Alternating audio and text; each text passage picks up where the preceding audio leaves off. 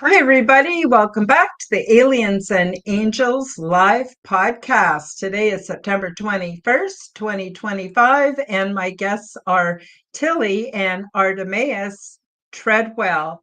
I want you all to know that, I must be getting somewhere with my YouTube channel because now I'm being shadow banned. So I was just over 2,000 subscribers a couple of days ago, and now YouTube has unsubscribed some of my subscribers. I don't know who or why or what. So if you're subscribed to my channel, please do double check and make sure you're still subscribed. That would really help me out a lot. And besides that, I have one other quick announcement, and that is I want you all to know that I do use AI just for the thumbnail and the background, but there is absolutely no AI content during the show. So my guests and I are just speaking from our hearts, from our real experiences, and we're not relying on AI. And I think it's important for us to start telling our audiences that so they can choose whether or not they want to watch AI or not. So today I'm very happy to bring on for the first time my psionic pal, Tillie Treadwell, along with Artemis, who actually was on the Aliens and Angels show once before. It was wonderful to have them both on. Let me tell you a little bit about Tillie. Tillie Treadwell is an American author and psionic experiencer. Her very earliest memories include what seem to be paranormal encounters, and the other side has always played a central role in her life. She was co-lead of an exorcist and investigative team with the Catholic Church, has worked as an independent tarot interpreter, healer, medium, and advisor, and today is an author for Zontar Press, a publishing house run by Tim Swartz of Ancient Aliens. She also writes for Outer Limits magazine and the Quad Coalition of Sciences. Notably, a piece of hers will appear in a new book by Malcolm Robinson of SPI in the UK, and she is currently hard at work on several other book inclusions and some standalone volumes with Zontar Press. When not writing, she can be found embracing creative hobbies and assisting specialists with the discovery and implementation of a new novel treatment for I hope I'm saying this right, porphyria, a rare genetic condition that renders a person unable to bear exposure to sunlight, with which she was born.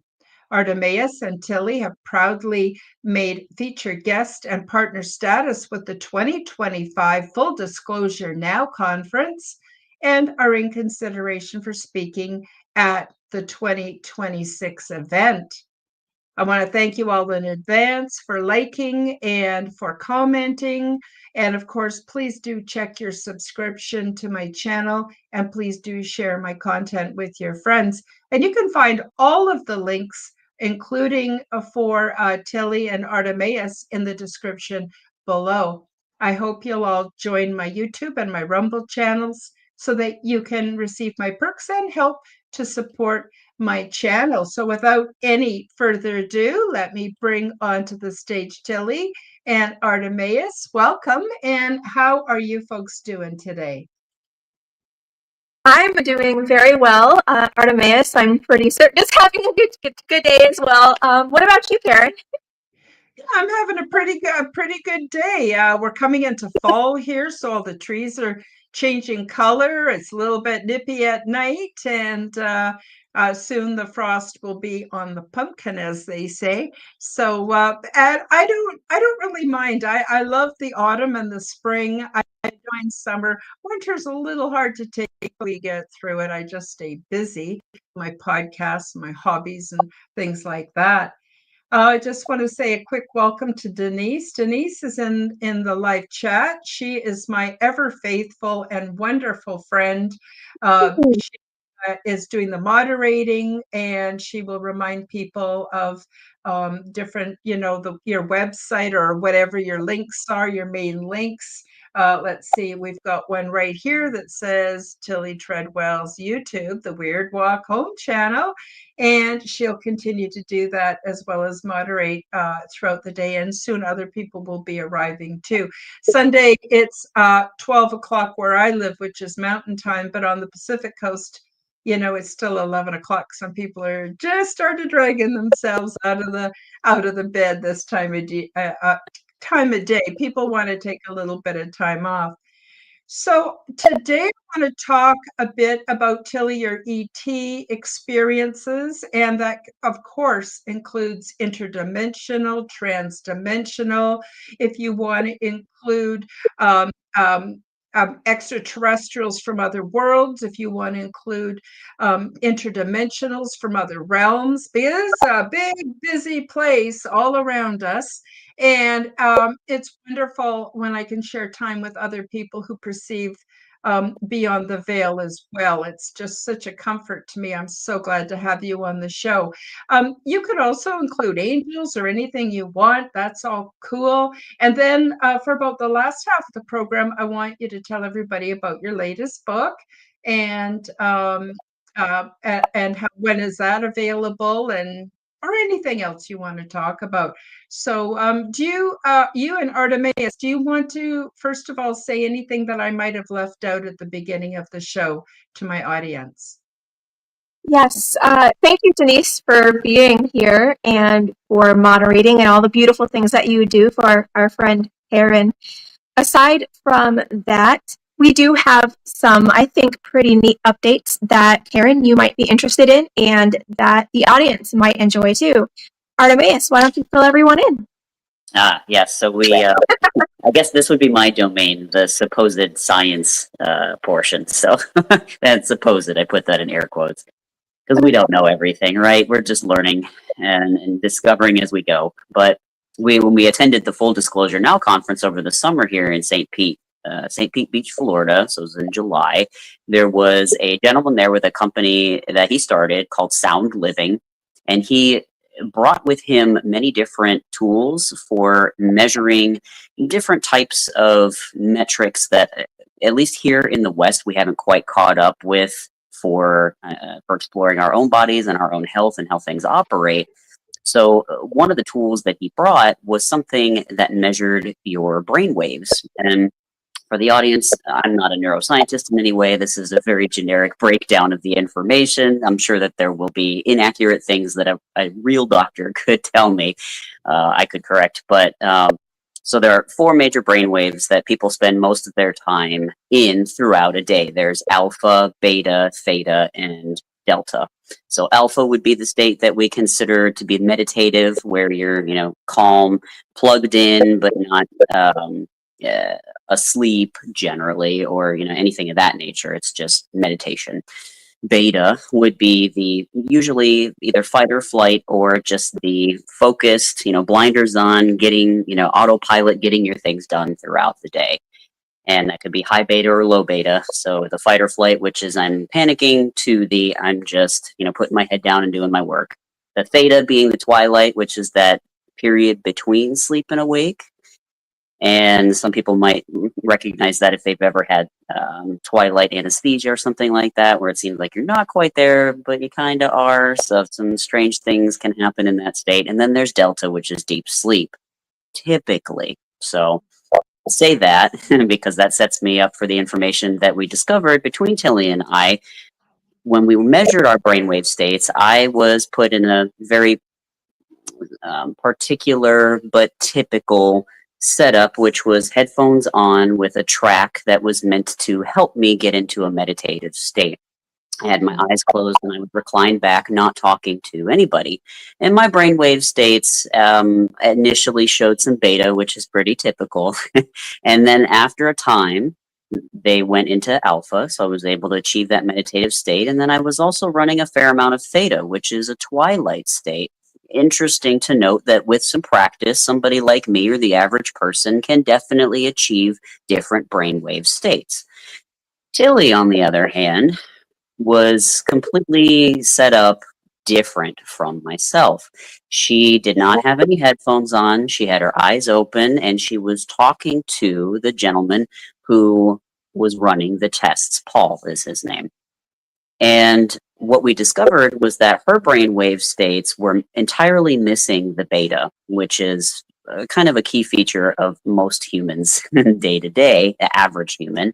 And she was running exclusively in alpha, theta, and delta, which, for again, the average human is when we are in our deep sleep. We are not supposedly up, awake, conscious, talking, certainly not carrying a coherent conversation or anything like that.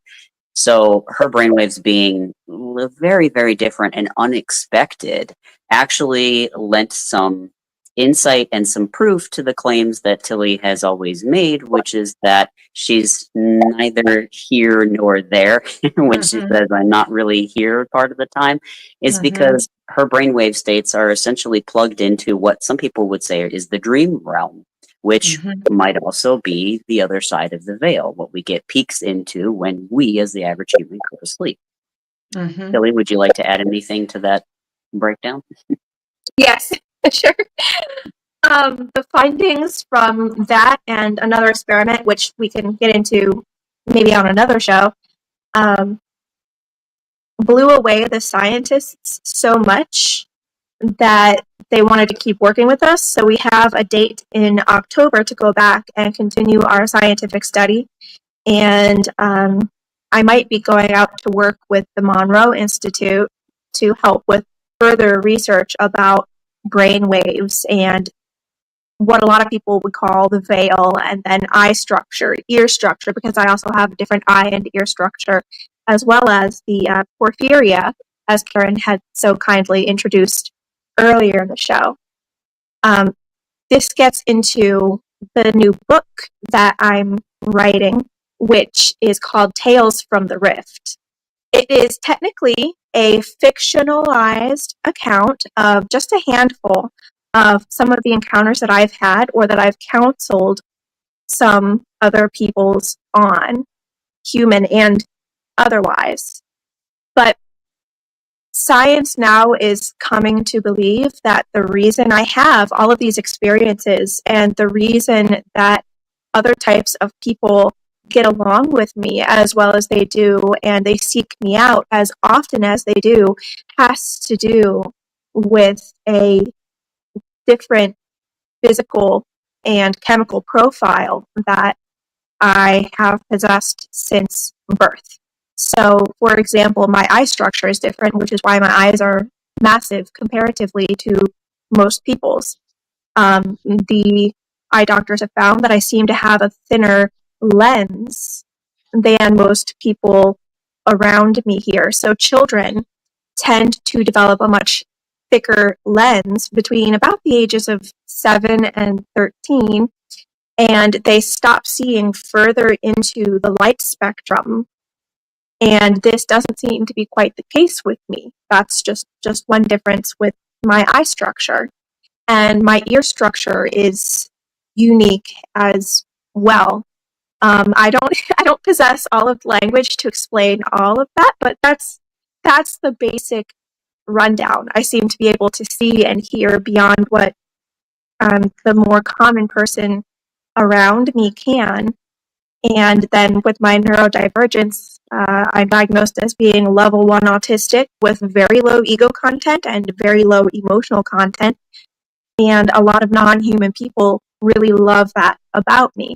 And this benefited me extremely well, especially when I was working as a type of exorcist with the Catholic Church.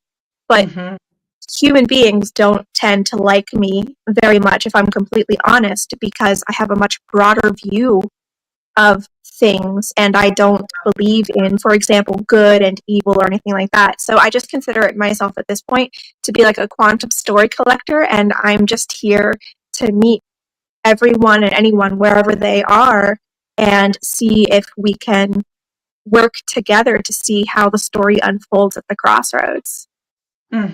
Wonderful. Now, I have a question for you, but if it's too personal, don't answer it. Of course. You have complete control over what you're comfortable with on this show. But when I first saw you and heard about you, partly from Artemis, I wondered if you were a hybrid, ET human being. And the reason I asked that is because my own background being autistic, I have spent so much time of my life being here and being someplace else. And it's allowed me to see the other side of the veil. And I've written my own book about my experiences. But I don't identify as a hybrid, although it's intergenerational contact has happened in our family. But I'm wondering, because what you've just said about the brain waves, about your physical and your spiritual, the way you are, and I'm not saying there's anything wrong with the way you are. I think it's absolutely fantastic. I love it. And I love that you come out and talk about it. Super Thank you. important to me. But do you think there's any chance that all these other words describing you are just part of another perspective on seeing you as part ET, or do you think not, that you're fully human and it has nothing to do with the Well, transdimension? What's your take? It's your life, so I should ask you what your take is on it. oh no, that's all right. I really appreciate the questions, and I get that question essentially all the time. But I choose not to label myself really because I want people not to see me for my genetics. I want people just to see me as a person, as much as I can Mm-hmm. help it, anyways, because I have found that there's, at least in my opinion, way too much tribalism and Mm-hmm. hatred and worship and whatnot, and I don't really want to be involved in that. I just want to be here as best as I can to walk my brothers and my sisters home and collect stories, whoever I may be and whoever they may be. So if someone thinks that I'm an angel, I'll be an angel. If someone thinks that I'm a devil, that's what I'll be for them. If they think that I'm a fairy or an alien or a human, I don't mind any which way. I think that all the points are possibly valid and accurate, at least in some ways, and I support every perception of me, whether that be good, evil, somewhere in between, human, non-human, somewhere in Mm-hmm. between there. It's not really my personal focus. So I am Mm-hmm. I am whatever you dream me to be, baby. That's awesome. That's awesome. Yeah, I try to stay away from labels too, because words are such a source of misunderstanding. Yeah. Um, I'm wondering if you could just tell us a little bit about what that means when you say, or when Artemis or I or whatever referred to you as having low ego. What does that actually mean? Or what does that actually look like? That would be awesome to know that. Absolutely. Well, I will let Artemis handle the clinical portion of that because he's able to communicate that a lot better and a lot more clearly. But for me, having low ego content, this means that I lack the internal storytelling mechanisms that most people around me tend to have. Mhm. So let's say that you and I are having a conversation about politics or religion and our place in each of them. And let's say that you are, just for an example's sake, you're a Christian and you believe in and you worship the Christian God and you believe that you are a good person based on that, which I'm not judging that either way. I have no judgment whatsoever. For me, if you were to come to me and ask me questions like that, I will say something like, okay, I personally see these benefits and these problems with the system that you are proposing, and this does or does not make sense to me. And I prefer not to have any story going in my head. Thank you, Denise. I appreciate that. So I don't tend to prescribe any kind of subjective labels to anyone or anything. Getting back to that good versus evil as an example, um,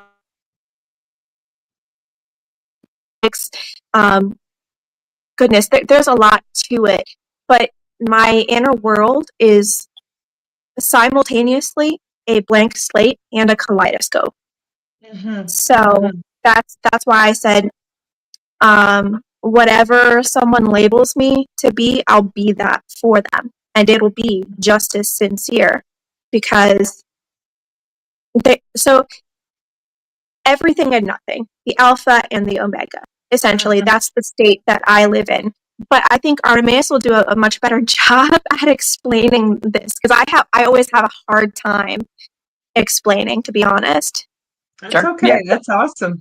That was great. I was going to say, you didn't do a good job. I can just add some supplemental for, I guess, the average Joe like myself, anybody like that listening. I will add that some people might hear what you last said and liken that to somebody who is a chameleon, somebody who will people please or blend into situations just to go along and get along.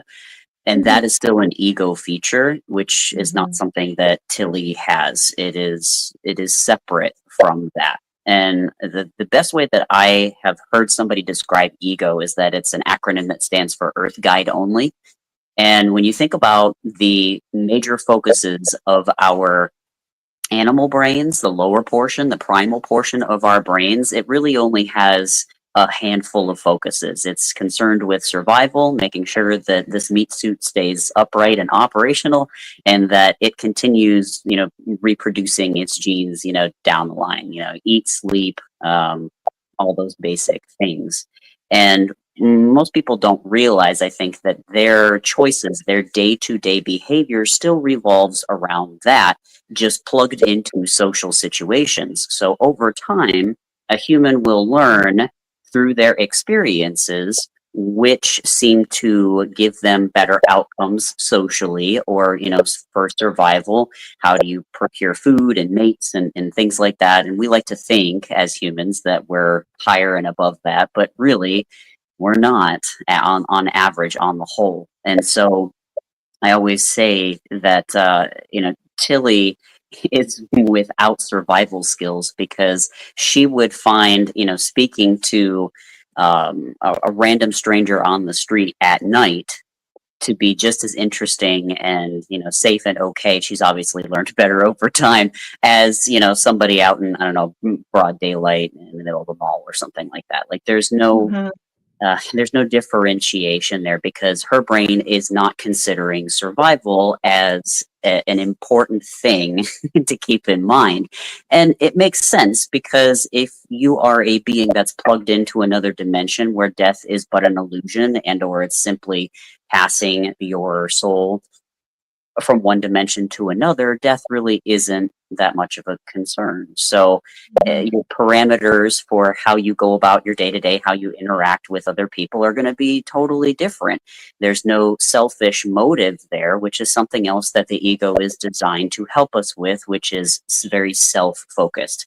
And when I say ego-centered or egotistical, again, a lot of people will have a negative association with that, thinking that this is something you should not be, which that's the ego interpreting, oh, socially that's a bad thing, so I shouldn't be that way, even though having an ego here is crucial, because it allows you to survive while you are here and, do certain things, have certain experiences here. So it's part of the story that you have running in your head that determines some of your behavior, and Tillie doesn't really have that. So hopefully that kind of gives a little bit of insight, give enough complimentary. Yeah, that's awesome. Now I'm wondering if I could just recap to see if I understand it properly. Well, not properly, but as you're intending it. Let me put it that way. So first of all, ego helps us to survive by recognizing, say, unsafe situations where Tillie might not see it as unsafe because in her world, she sees that we're all important and that there's a much bigger picture than what most so-called, pardon me for the expression, normies believe there is. And when you can see things from many different dimensional realities and different energies and all of that, you're looking at this great big picture, so you can lose sight of the microcosm or whatever. I myself, being autistic, also have a very hard time reading the room or recognizing danger and people that don't have my best interests at heart. And it's been caused me quite a bit of suffering, and I don't seem to learn because I don't seem to have that. But I'm not trying to compare myself to you, Tillie. I think you're an extraordinary person with extraordinary abilities. I'm just from my little world trying to look out to see if I understand what you're saying, which I think is a movement that we're all, not all, but quite a few of us are coming out as experiencing the world this way. And I think one of the really good things is we can put away war and contentiousness and gossip and targeting, and none of that exists in our world. But what's interesting is when we interface with so-called normal people or typical people, they will assign motives to us that we never would even think of in a million years, because that's how they see the world. And many people see their reality as the reality, and they don't realize there's so many, like, it's really like what you said. If you want to perceive me as an angel, fine. If you want to perceive me as a fairy, fine. There's so many perceptual arenas. Boy, it's pretty overwhelming. Sorry, I did not mean to get on a rant about it. But please feel free to correct me, because we're talking about your situation and your reality, not mine. But I think you've both done a really amazing job of describing it. Thank you. And no, you're absolutely correct. That's part of how I experience this world. And a lot of people ironically find me to be a horrible person or violent without even getting to know me, because for me, part of being low ego and low emotional content is I don't have the understanding of the neurotypical motives here. And so I'll often make social faux pas that to them, they look at and they think that there's something malicious or controlling, when for me, it's just an innocent expression of my neurodivergence. And two, a lot of typical human beings have no separation between fact and opinion. And they also tend to be extremely avoidant and dishonest. And I don't operate like that. And I'm not necessarily judging them for how they operate. It's just, for me, I'm a very upfront person with almost everything. The only things that I hold back are things that could get me or someone else killed. And even then, I'm really strategic, and I try to be as honest and upfront as possible, because I do genuinely want to give everyone as much of a head start and a complete picture as I possibly can. So these other people, they will misunderstand me for my objectivity, think that I'm a hateful person or whatever, and they won't even talk to me. You know what I mean? They'll talk to everyone else about me behind my back, but they'll never talk to me, and then they'll just ice me out. And I've lost a few big book contracts because people are not going to be just upfront and honest with me the way that I request them to be. And I just, at that point, I'm like, okay, well, I'm very sorry that I couldn't set up a situation or a relationship where you feel comfortable enough to be honest and direct with me. But rarely do I let that person know, like, I know you lied. I know you stabbed me in the back. And I see the bigger picture here. But I get tired of being painted as evil or malicious for all of those types of misunderstandings when those massive hypocrisies exist and they can't even be bothered to be, honest. So, yeah. what were you going to say, hon?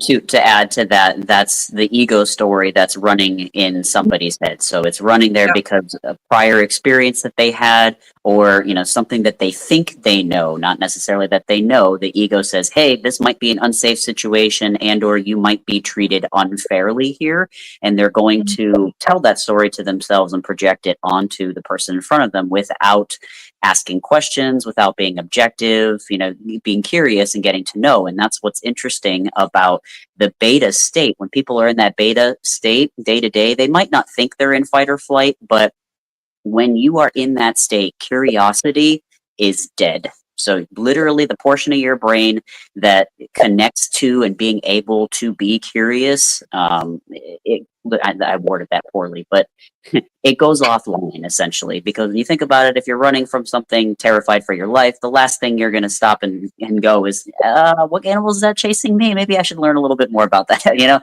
So when people not being curious, they don't realize that they are already running in a low grade fight or flight response every single day. This is chronic stress, that chronic stress that we talk about, and people think, I've got bills and I've got kids, and it goes even deeper than that, though. So if you can't stop Yeah. being curious about something to be objective, it makes it quite literally impossible for you to have a genuine relationship with somebody, which is what the vast majority of people are wandering around with all the time, and then wondering why they feel alone or isolated. Yeah. It's all connected. Yeah, and that state of fight or flight, I don't know, for me, it also leads to burnout. But I've learned, it's taken me many, many years, but I've learned to listen to my body. Boy, is it a good director. The only problem is, like, I'll have an absolute warning which hits me in my solar plexus. Really intense feeling of warning when I'm in a situation, but my mind doesn't know how to translate it. So I'm looking around trying to find what the threat is, and I may not realize for 2 or 3 days later, which is a bit funny in itself. But I wanted to also say, I'm very much a recluse. I don't go to a lot of social gatherings anymore because I discovered that people were inviting me to their social gatherings because I was odd and different. And they get into conversations with me, and then afterwards they'd all make up their own stories of what I'm about, or laugh at me, or laugh about how stupid or how weird I am, or whatever, to make themselves feel like they're more normal. And so I've come to certainly appreciate neurodivergent friendships. And I tell people, don't hint. You have to be absolutely clear with me. This is what you're saying. You cannot hint. You cannot beat around the bush and expect me to get it. I won't get it. If my whole life depended on it, I wouldn't get it. But the good news is we have this whole other side of our being where we can connect with all kinds of realities and beings, and our lives are so rich and so amazing that for me it totally more than makes up for the lack of human contact in my life. Anyway, I didn't mean to make it all about me. Tillie, do you want to talk a bit about anything that I didn't touch on that you want me to, and then maybe talk a little bit about some of your ET or transdimensional or angelic experiences? I'd love to hear more. Yeah, sure. For perhaps just a little bit more background, Artemis, he's gone through quite the transformation with me, he and actually some of his family members, because a big problem that I face with people who are more egoed than myself is that they meet me and they immediately will decide, thank you, Denise, that I'm evil, I'm out to get them, etc., etc. And so they will, instead of getting to know me and instead of giving me the benefit of the doubt, they'll jump into accusing me of being evil and out to get them, and they will then excuse immediately all forms of abuse towards me for me being different, or, just because they think that I'm a bad person or I'm evil, whatever. And Artemis and his family, it got pretty bad at one point. One of his family members put it in writing, threatening to murder me, essentially, if I didn't disappear. And I was involved in a very long-term, unfortunately, abusive relationship with Artemis because I don't have family. Like, I was born to a family that didn't even want me, that didn't like me. I was supposed to be something completely different. And so I had no backup. I had no way to get out. I had no money. And over the years, though, of being with him and him seeing all of the paranormal events around me, him getting to, like, being forced essentially to live with me and understand me, he realized over time how messed up and abusive everything was. We moved away. He got into therapy. He allowed me to work with him too in many different ways. And now we are here, and he has healed generations of trauma thanks to working with me and getting to know me and how I think, how I operate. And his family has as well. And that includes some of the elders in his family. And so I believe that love and transformation are possible in every situation in at least one of the timelines. And that's what I hope to consistently encourage through the paranormal and through curiosity, if that makes sense. That's really all I had to add. Honey, do you have anything that you'd like to toss in there? Well, and teaching people non-human psychology, that's kind of the big portion of it. That's the healing salve, the medicine, I think, is that as humans, our day-to-day life, bumping up against other humans, it's like a vicious feedback cycle where we are consistently abusing one another because of the abuse that we have gotten. And so until somebody steps up and breaks the cycle, it's very tough to stop that freight train and that consistent recycling of behavior. And for me, because I never had an example of what healthy, quote unquote, looked like, which I would consider at least a good smattering of non-human psychology to be quite healthy to implement just in day-to-day life. Obviously, with the caveat knowing that not everybody around you is aware of this, so you have to exercise personal responsibility in decision making. But because I had Tillie to model for me for the first time in my entire life what that looked like, it was, as she said, forced exposure. I began to, through her consistency, understand really what that was, that it did indeed exist, and that more was possible, more could be improved, really. So, and then for me, that's kind of what the paranormal represents anymore. I have such a positive experience with it. Even the stuff that I would say wasn't so pleasant or savory, really, I believe that they are, as they say, character building experiences. But that's the lens that I choose to see it through. Again, I don't choose that tribalism, that evil, good versus evil in my day-to-day life anymore. It's fun to listen to the stories just to be entertained for me, but I don't put more weight into that, an entire identity into it anymore.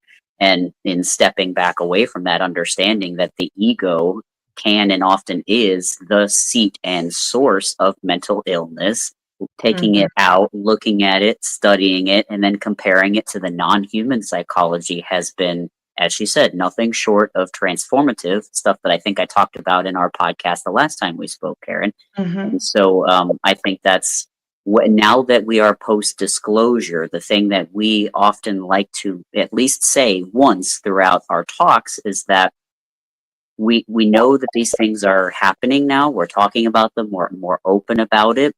What do we do with it? Now it's not just a matter of, does this happen? Is it a thing? Yes, it is.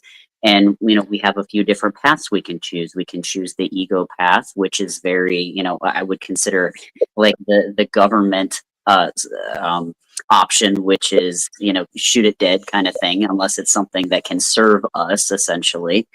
We can take that, aggressive oppositional stance, or we can be curious and get to know these things and see if it's something that we can incorporate, cooperate with for the type of reality that we really do want to live, whatever ability of free will that we have. How can we direct that in a very conscious way, knowing that these things are around? So that's all I wanted to add. That's super interesting. What's funny, not funny, but funny is how what I love is about interviewing other people with similar circumstances, not the same, but similar, is I start to see all this affirmation that I'm on the right track. I'm perceiving it as it really is. So in my book, I refer to people like you, Tillie, as quantum mechanics. And, if your car breaks down, you take it to an automotive mechanic. But when the quantum needs work, you take it to a quantum mechanic. It's a bit of a play on words, too. But we're collapsing negative timelines because we're dealing with intergenerational dysfunction. And it's a hard road to haul, but we're collapsing negative timelines. We're helping produce new timelines. We're correcting the current timelines, and there's no more important work, and yet we get zero in the way of a recognition for the amount of work, and it is work that we do. So I'm thinking you're an amazing, both of you are amazing role models, for everybody, because this is the new way that we need to be as human beings. And when we start getting good at it on a mass scale, then we are going to be welcomed into a greater share of transdimensional contact with our spiritual brothers and sisters and cousins, because they've already done this work and they're waiting for us to step up and get there too. Sorry, I always go on a bit too much here, but I just wanted to throw in that I think you're awesome quantum mechanics, and I'm so glad to have met you and see you. Well, that's okay. And I appreciate the praise and the feedback. I would just like to put the disclaimer on, like, for myself, I don't claim to be a good person or anything of that nature. I don't claim to be necessarily anyone or anything to anyone. I want everyone to decide for him or herself what Mm-hmm. I am, what my purpose is in their life and whatnot. I would just like to say that I do my best to be loving, to be kind, and to respect and meet people where they are at, whatever that means for them, and not to judge or label their journey. I definitely crave a deeper relationship with a lot of people, but I know that the way that I think is pretty far out there comparatively. So in learning more and more over the last year or so, I've begun to understand, and I'm able now to have some empathy. Thank you, Denise. I'm able to have empathy now for where more egoed people are coming from, and it's a lot easier for me to let it go when people stab me in the back, or they're lying to me, or they're pulling away from intimacy, even though I know and or have proof of a totally different, reality. But everyone is on their own time, and I just enjoy meeting people at their own personal crossroads. So, And I'll add, Well, to add to that just a little bit more, expand on, because I figured you would, which is good. That we don't believe that what we're doing is something that should be put on everyone. So this is where the mhm, objectivity comes back, is that while mhm, we believe and we want that for ourselves, and for the other people around us that also wish for that, we are of the mindset that this decade between 2020 and 2030, there is a timeline split. There's a separation going on, where people that wish to live those timelines where there's more struggle, more war, more suffering, more all of those things, that their souls can experience that as they wish, and that the rest of us, even though we will be on the same planet, there will be less communication, run in, intermingling between that, mhm. and that, we fully respect that those people want to, enjoy that, live that, and we're not here to change their mind, but we are here to um, co-create and cooperate and, live amongst the other people who share these, same values and interests and goals that we do. It's just that little bit, not trying to saying that someone Oh, should great. or that it must be, that's, keep Yeah. that separate. No, these are very, very, very good points. And I love that you can both be really honest with me and feel comfortable enough, to share how you're really thinking and feeling and how you really are. I'm wondering now if we could just segue a little bit into ET or slash. I mean, I don't even know what to call the phenomenon anymore because no one word really describes it all. From the spiritual realms to the interdimensional to the transdimensional to the ET that are three-dimensional to cryptids that live here or beings that we think are ETs that actually have lived here longer than we have. Like there's so many, there's such a big picture. But I'm wondering, Tillie, do you want to take a stab at it and just tell me and my audience a little bit about some of your experiences? Yeah, I can certainly do that.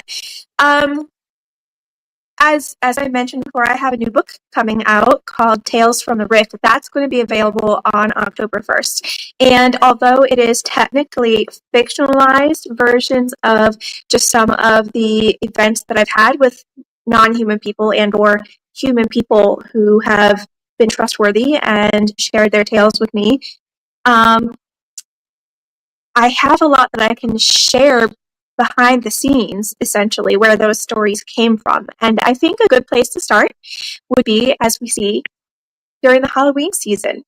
So I wrote in the book 4 different seasons, and the tales span all the different American holidays. One of those is, of course, Halloween. One of the tales is called Deal, and it is about a young man who goes out trick-or-treating with someone, a little one in his family, his little sister, and he has an unexpected encounter. And this encounter turns into a life-changing, lifelong deal. And some of the people would call the non-human person in this story the devil. But this is far from the case. And I've found this often in my encounters with non-human people, that they will adopt whatever mask the human being wants or needs in order to help that human being ultimately learn and grow on their own journey. And then, of course, it does also help the non-human person to learn and grow too, because they're being exposed to a completely different way of being, thinking, feeling, and living. So the story behind Deal is rather a conglomerate of a bunch of my own experiences with a multitude of different non-human peoples over the entirety of my lifetime. And one of the biggest factors in the psychology behind that story was my encounter with someone that I can't name. Artemis can't name either because of a deal that we have with this person. But this was the being behind Artemis's, you could say, most negative encounter ever.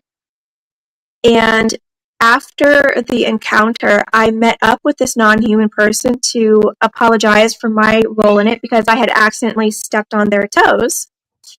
And we sat down together quite literally at the dining room table, and we were talking about what had happened, why it happened, and then I was asking this person questions about how they perceived the entire situation and what their role was in relation to the grand scheme of humanity. And this person confirmed for me what a lot of other non-human people have said, which is that they switch out masks as need be for different archetypes and different figures.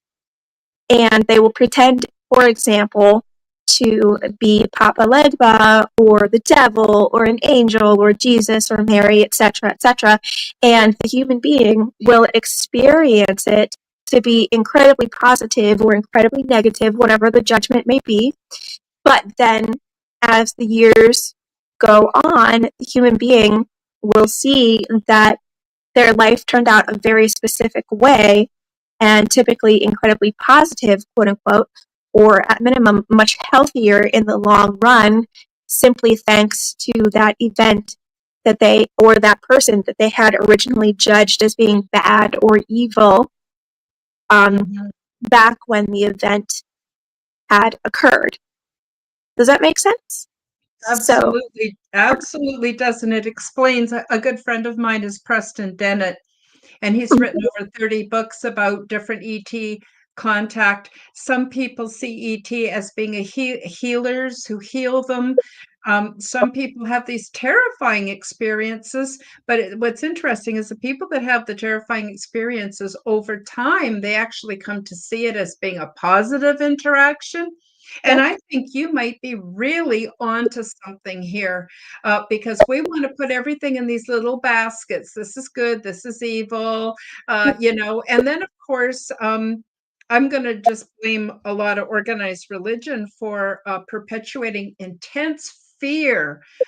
Like when I was growing up, I was having paranormal experiences, and from my family, I got, don't talk like that because people are going to think you're crazy and that's going to put a black mark on our family.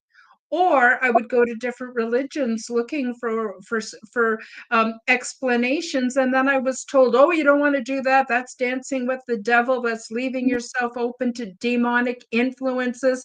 And I knew I wasn't crazy, and I knew I wasn't evil, and it just was very, very difficult. Again, I'm sorry, I'm taking a long Oh, No, no, that's all no. great. but Yeah. I think your explanation is fantastic, and it really explains the diversity of contact that we as humans have. And I think probably the best opportunity, like what you and Artemis have already talked about, is dealing with our egos. Because when we get to that point where we can subdue it, we can be more open to these other beings. The fact that we're communicating with them alone is something I think highly significant. And I myself have not had any evil, horrible, demonic experiences or anything like that. So this is very, very interesting. And your book is coming out October the 1st. And what's it called again? It's called Tales from the Rift. Right now, we are in the very final stages of publishing, and hopefully, I will have a really nice pre-order option list available soon. It's going to be available in digital, paperback, and in hardcover. And of course, if anyone would like a custom autographed version of the hardcover, please feel most welcome to reach out to Artemis and I, and we will be more than happy to coordinate that for you, because I've been getting requests for that. So I want to let people know that is on the offerings as well. But regarding the psychology of these non-human people, whether it's been the fae or the jinn, gods, goddesses, angels, the demons, even the so-called quote-unquote devil himself, they all say the same thing, that non-human people mostly exist to be a mirror to human people. And so the human actually sets the contract, sets the tone. So if a human being shows up having all of these preset judgments and being negative, for example, or immediately labeling something as good, or mistaking a non-human person as a human spirit, that non-human person is either typically going to completely choose to oppose whatever that human being is saying because there's a certain lesson that they want to impart with that, or they're going to completely lean into what that human being is saying because there's some other goal. And it really just depends on the combination of the human being and the non-human person. So when I was a non-religious exorcist for the Catholic Church, we would go in and, of course, investigate. Sometimes it was businesses, sometimes it was property, sometimes it was residential places. But a lot of the time, it came down to investigating people, I found out through observing all of the patterns. And I found that time and time and time again, no matter what kind of non-human person was there, they always said the exact same thing. If this person, when I showed up, hadn't labeled me as a demon or whatever, I wouldn't have taken on this mask. But now they've got all of this negative, quote unquote, unhealthy energy that feeds me. And they've given me a role to play. They've assigned me a role to play. And why shouldn't I do it? So unless that person or that family really, you could say, ups their vibration, they stop being abusive, dishonest, all of that, I'm going to stay here and continue to feed. But then we have the opposite side of the coin too. I've met a ton of non-human people who feed on very healthy, happy, joyful types of energy from human beings too. And so there are a lot of different ways that every single connection and relationship could go, but the human being at the end of the day almost always determines the quality and the quantity and the length of the interaction and contract with that person. And I know that a lot of like the scientists and the religious people get really upset when I say these kinds of things because it doesn't fit into their nice, neat little boxes, especially when it comes to Catholicism or Christianity or Islam.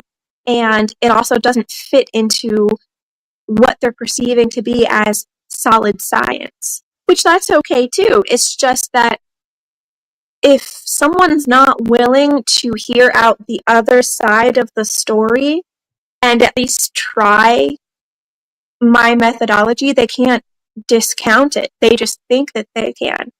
So I've spent a lot of time teaching Artemis what I have learned over the years of working with people and exorcism and whatnot.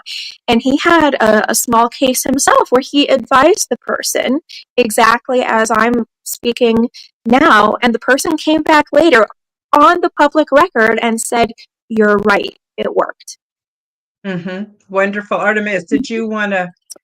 Yeah, just to supplement that a little bit too, that it is, many people will find it, at least subconsciously, easier to skirt personal responsibility for these things. It's so much easier for people to say, it's out of my control, these things are harming me, they're doing this to me, I'm just a victim, than to realize that, no, actually, I could quit drinking, I could quit lying, I could quit abusing, other family members and people around me, and that may indeed improve not just my own quality of life, but the people around me. And it would also help to curtail this type of energy that you're putting out that's feeding entities interested in that. So this is again part of what we keep circling back around with, which is that we have a choice when we become truly conscientious of these things and do what Carl Jung, this known psychologist, called your shadow work. You now can fundamentally change the interaction that you have with non-human entities. Do you want to feel like garbage and do you want to be preyed upon and have poltergeist activity and feel hunted? Or do you want to have fun with this experience? Do you want to love? Do you want to cooperate? Do you want to talk? Do you want to, all these things? You can change that. And it explains why, Karen, you and a lot of neurodivergent people tend to have more positive experiences because they are lower on that ego content generally. And they are able to look at that and go, oh, you're right. I do have a choice here. And I can actually, do something differently. Once you realize that you actually have more control than you think you do, for a lot of people, that in and of itself is kind of scary because then it means that everything you do matters. Oh, so you know what I love about what you're saying too is it fits so nicely into simulation theory, and simulation theory doesn't mean it's not real. And I don't know if you guys are familiar with simulation theory, but the eye of the observer determines the outcome of the experience. And so Yes. I'm a big fan. When people go, it's a flat earth, it's a globe earth, I go, oh no, it's a simulation. That's how I see it. And it makes perfect sense. And not trying to cast my thoughts onto your experience, but I'm just saying, it can be what we want it to be. I'm going to just tell you a quick thing. I had problems with a family member where I thought they were the most horrible person in the world. And someone pointed out to me that I was projecting onto that person, and maybe I should start seeing them in my mind's eye as being a good person. I know you guys are not so much into good and bad, but I sort of still live in that. And so I started seeing this person as capable and kind and all these good things, and they changed. Now, they didn't really change. What changed was my perceptual arena, but it taught me such an important lesson. So now what I try to do is to hold people in into a belief that they are good, they are worthy, they can do it, they can make their own decisions, they can find their own way, they don't need me to rescue them, that kind of thing. So anyway, I just thought it was really interesting. I had to throw out the thing about the simulation theory, and even the Monroe Institute, that kind of gets into all of that too. It's pretty exciting. It's pretty juicy. I love the juicy I kind of agree. topics. I Yeah. agree. And something that non-human people have been telling me for years, and I was visited more recently by a group of them who taught me that pot so we don't burn the house down. Yeah. Uh, we have a beautiful pumpkin cast iron cauldron, I guess you could say. And we like to put potpourri mixes in there. And I forgot that I needed to have checked it for the water level before we went on the air because there are apples and some flammable things in there. Yeah, So I yes, apologize. yes. No, it's all Um, good. It's all good. And actually, our time is nearly up. Denise had asked if your new book is going to be available on Kindle. I'm sure you said it was available in yes, digital. yes. And uh, and then I guess we're quickly running out of time, but I want to turn it back over to you and Artemis when he comes back. In conclusion, what would you like to share with my audience? What would you like to tell them? It can be where to reach you. I'd love it if you would say where to reach you. I know that the links are in the description below, and I updated my links. Thank you very much for sending those over. But it's nice for those that are listening on an audio podcast to actually hear where they can find you. So please do share anything that you would like before we say goodbye. And of course, I'd love to have you back another Yeah, time. But also where people could reach you would be wonderful. Thank you.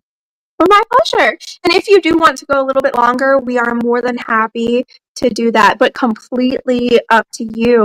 I did want to finish my thought Okay. about what the non-human visitors had taught me more recently that helped me so much. It was that most human beings, because of their ego content, they will say that they want the truth. They will say that they want objectivity, but that's not true for most human beings. Mhm. Because if it doesn't align with their predetermined biases, then they're not able to integrate it and comprehend it because to do so would cause them an emotional and an ego injury, and that could actually cause them nervous system distress and be at some point a threat to their own physical survival. And this kind of gets into why perfect disclosure isn't really given to the public here as much as what people say that they want, because a lot of people are not ready for it, and that's okay with me at least.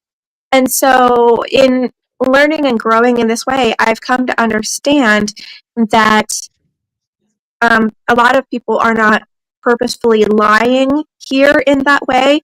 They just lack the ability to understand that they're not ready yet, and they need to work more on objectivity and getting their own ego and nervous system under control. And so now I never judge someone by what they tell me they want. And then if they can't handle when I give them objectivity, I go into almost every single human interaction knowing that I need to be speaking to where they're actually at right now and not where they say that they're at, if that Mhm. makes sense. So that's a Yep. big part of the book as well.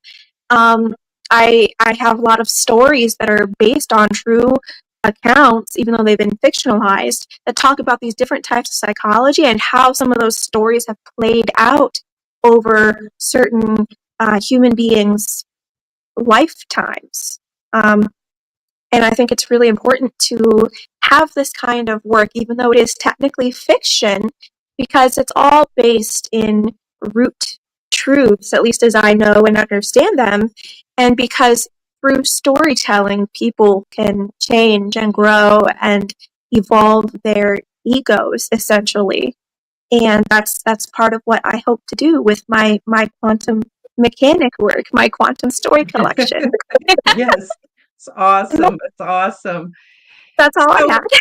no, it's awesome. Thank you. And actually, I do have to go soon, but I'm wondering if Artemis has anything he wants to add. And then, of course, where can people find you for those listening on audio? It would be great to hear you say the actual where they can hear you. Yeah, absolutely. I did have a little bit to add to that. The ego discussion there is that my personal theory on why somebody would ask for something but then not like the answer is that the asking is coming from their higher self, which is always guiding them further down the road towards their ultimate soul goals.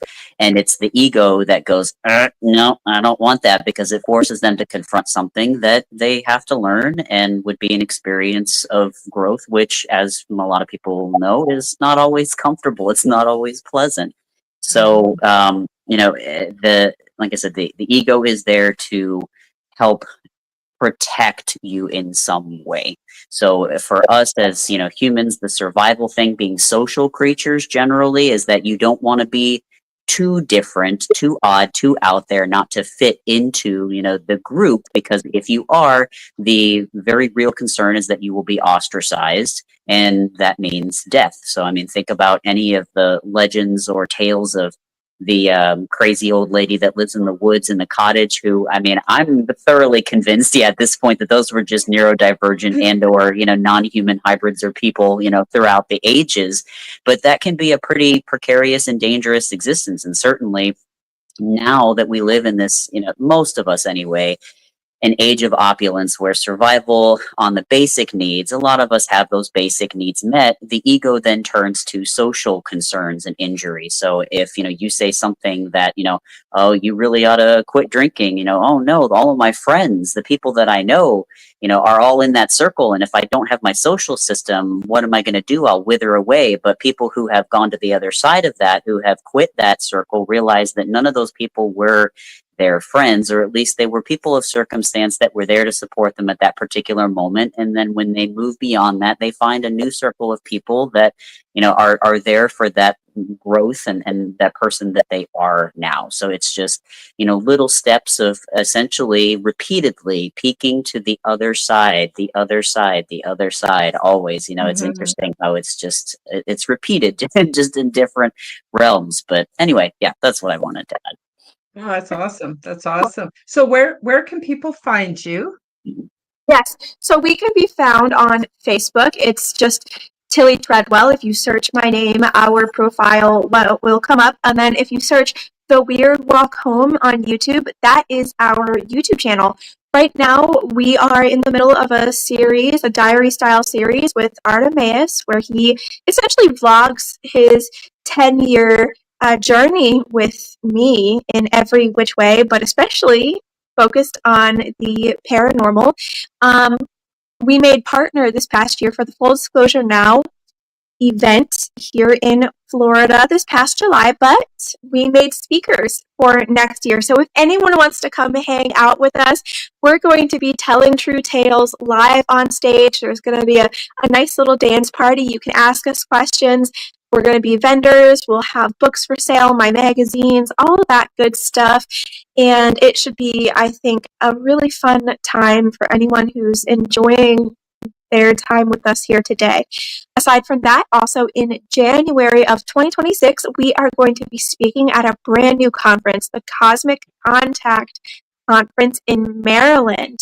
We're going to be there for, I think, 3 or 4 days. It's a 2-day event, but we're going to be speaking, and then we'll also have a booth with lots of good things for sale, including my own handmade organic dessert teas, and I have some very special candles that I'm making up for the event. I might even do some psychic care work there on the spot if I'm feeling well enough. So tarot, oracle, and then hands-on what else? Oh, I'm a writer for Erie Expeditions magazine. I have a very special edition coming out coming October 1st. This is going to be an examination of Jeff the Talking Mongoose, if anyone's familiar with him, but from my exorcist point of view back in the day. And let me see, I have books on Zontar Press. There's Weird Time, Exploring the Mysteries of Time and Space. We have a book about ghosts and poltergeists and the afterlife coming out soon. And then I have a few different volumes coming out with Malcolm Robinson over in the UK, discussing some of my fairy encounters and missing persons events, and then quantum timelines. And I think I'm going to be starting a brand new neurodivergence-based book come this winter. I'll be working with a gentleman named Chris Machan. I hope I said that last name right. Sorry, Chris, if you see this. And then I have contract renewals for all of this fictional series world that I'm building, because Tales from the Rift got that much of a green light from my dear publisher. Wonderful. So that's Whoa.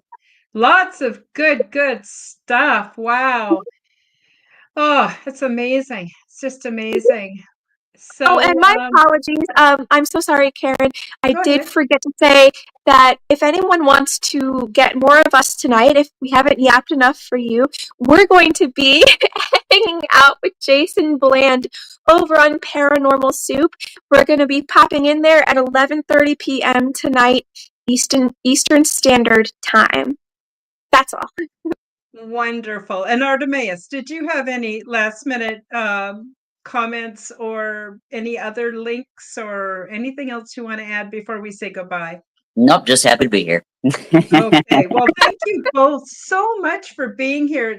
I've been really looking forward to this. It's just been an absolute pleasure. I wish we could go on further, but I actually only scheduled for an hour. And I want to thank our wonderful live chat, everyone who showed up. And I'm not sure if I said hello to Transcendence, but if I missed you, I want to say hi and thank you for being here. I want to thank my wonderful moderator, Denise. Denise, you are amazing.